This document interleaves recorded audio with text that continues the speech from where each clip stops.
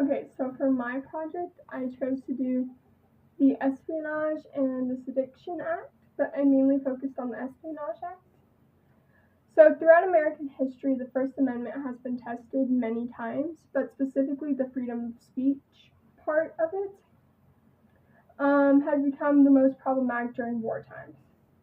World War I began in Europe in April 1914, and President Woodrow Wilson originally refused to join in Europe's war because obviously we're not in Europe. He didn't see it as our problem.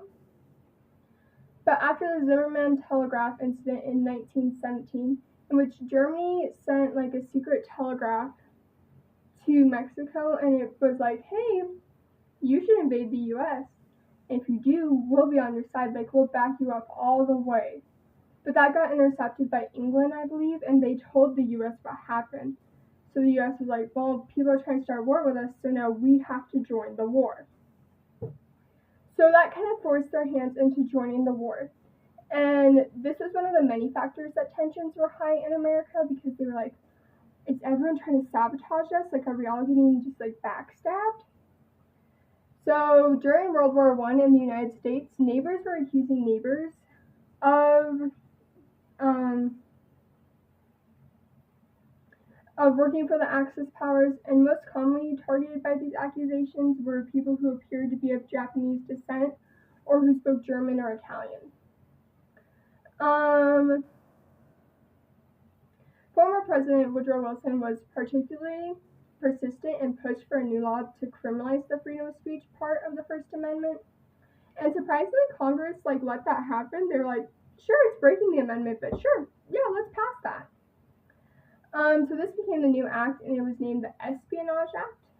And on June 15th, 1917, just shortly after the U.S. joined World War I, this act made it illegal to convey any information they thought would interfere with the war effect.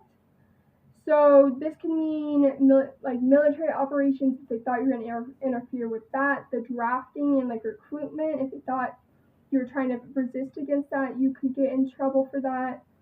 Or just overall any sort of defiance towards the military and saying anything judgmental or bad about the US going into the war would get you in a lot of trouble.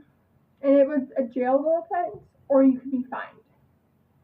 If you were caught breaking this law, you could be fined up to $10,000, or you could spend up to 20 years in jail. And in extreme cases, it could be both. So post offices would have to report anything that they found suspicious, and they weren't allowed to let it leave the post office. And if they did, they would be accused of urging treason, which practically meant that you saw something that could be detrimental to America and you just let it go. So in 1918, the act has gotten so out of hand that 74 newspapers just were not allowed to print, make copies, send out nothing, because they were against America and against the war, and they thought that they were spies, kind of. So in that same year, Title I of the Espionage Act was expanded to limit criticism of the war movement, because a lot of people weren't happy with it. No one wants to be in war. So this became known as the Sedition Act. But even after the war ended, they kind of disappeared.